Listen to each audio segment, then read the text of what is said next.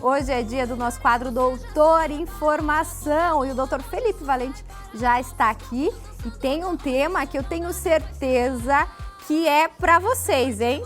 Para a maioria da população. Então fica ligado e se você conhece alguém que faz isso, que a gente já vai te contar o que é, você já compartilha, já manda uma mensagem e fala: assista o programa porque esse assunto é para você. Não é assim mesmo, professor? Professor, doutor, informação. É isso mesmo. É até interessante que a gente fala, a maioria da população teve um estudo esse ano do Conselho Federal de Farmácia mostrando que 77% da população aqui no Brasil se automedica.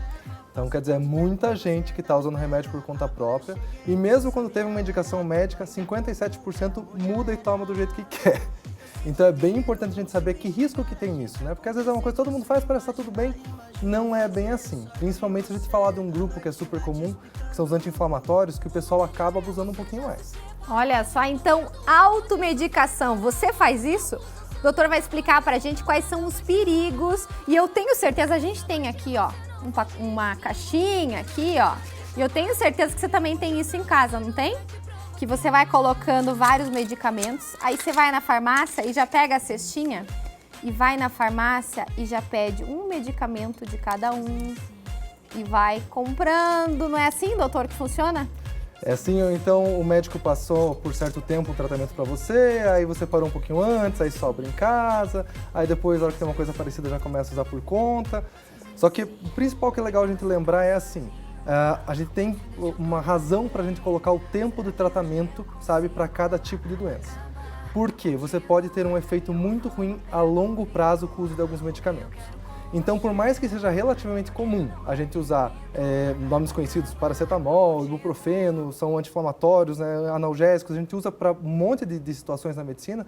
Se você está usando aquilo várias vezes ao longo da tua vida, então você está toda semana utilizando, por exemplo, se você qualquer dorzinha você está tomando, isso vai se acumulando em danos. Então, no caso dos anti-inflamatórios, por exemplo, que é um dos que mais tem abuso, com relação ao rim, gente, faz um mal para o rim você ficar usando e abusando e repetindo o consumo de anti-inflamatório, que entra um monte de remédios, ibuprofeno, diclofenaco, meloxicam, piroxicam, tem um grupo enorme que o pessoal fica abusando e isso vai se acumulando ao longo da vida.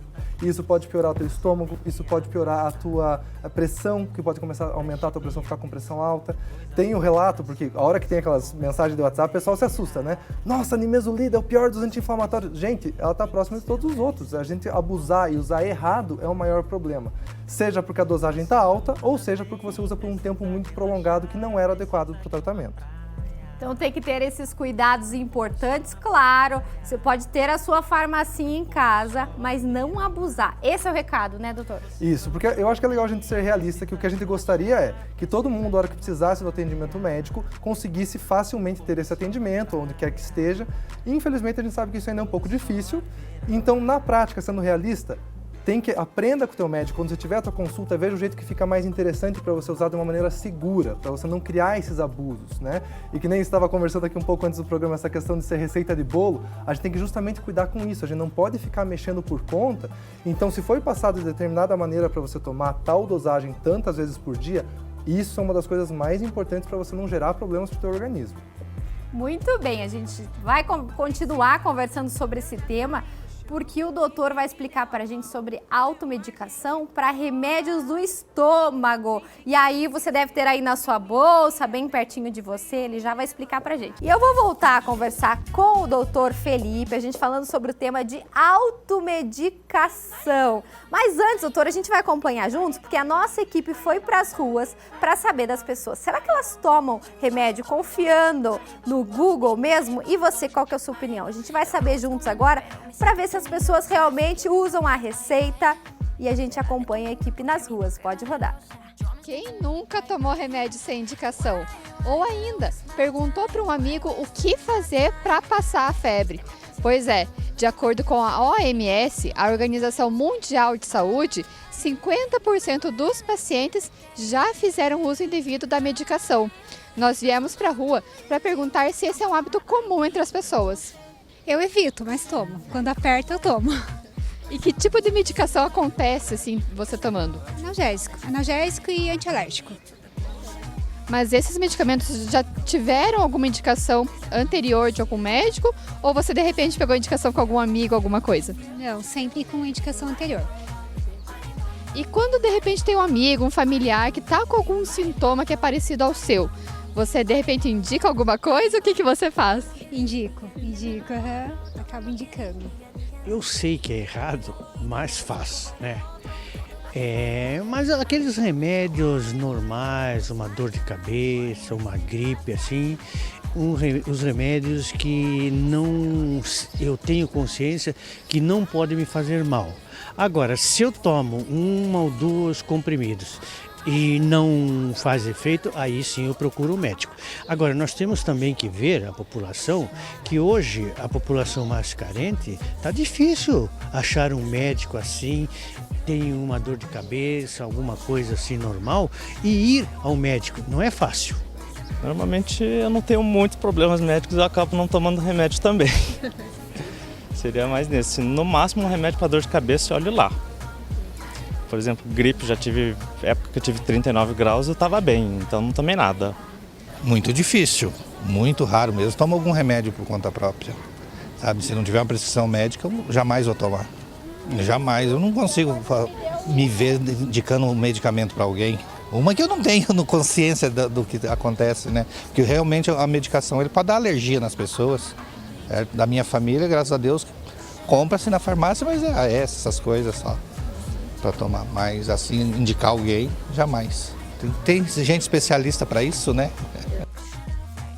Gente, muito legal acompanhar o que as pessoas falam na rua. Na verdade, esse último senhor que explicou pra gente, ele começou falando que não indicava, mas ele falou que só chega na farmácia e ele mesmo não sabia o que era o resultado final, né, doutor?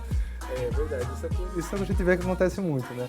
Ah, não compro nada, não tomo nada por conta, só tal e tal e tal.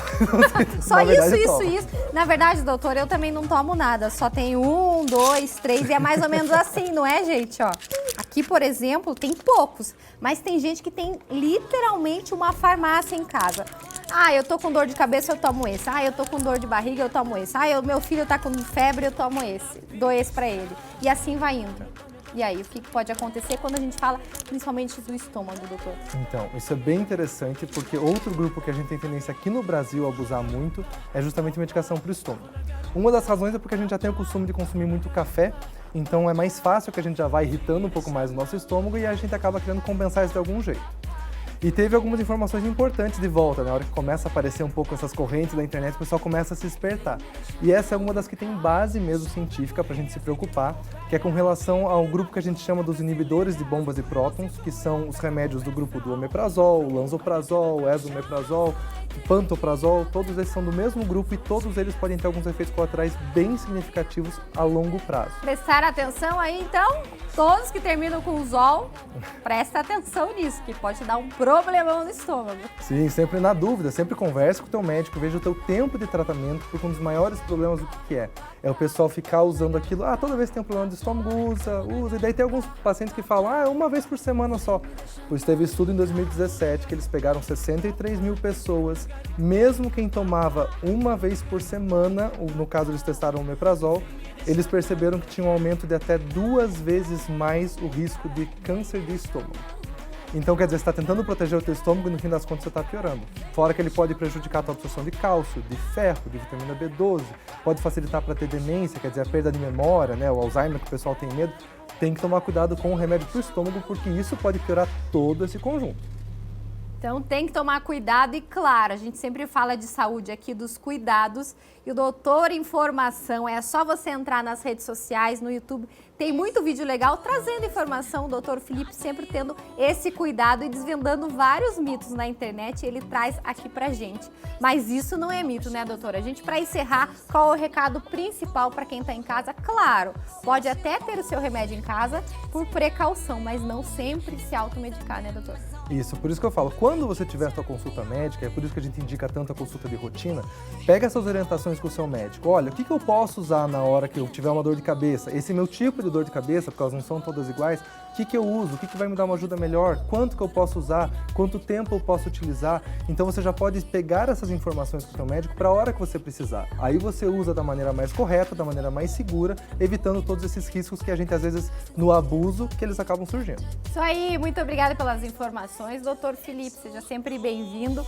Aproveita para seguir nas redes sociais, Doutor Informação, e nada de só buscar na internet informações avulsas para se medicar. Acompanha com a gente todas as terças o doutor Felipe aqui com a gente, trazendo várias dicas de saúde.